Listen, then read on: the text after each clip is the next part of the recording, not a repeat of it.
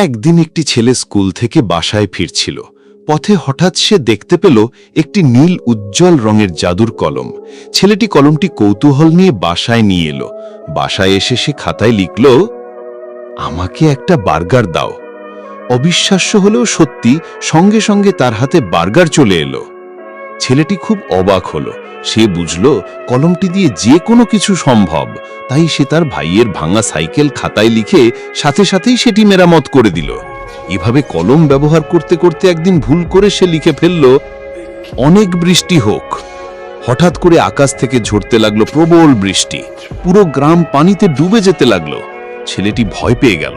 তখনই সে আবার খাতায় লিখল, বৃষ্টি থেমে যাক এবং সব আগের মতো হয়ে যাক। সাথে সাথেই বৃষ্টি থেমে গেল আর গ্রাম আবার আগের মতো হয়ে গেল।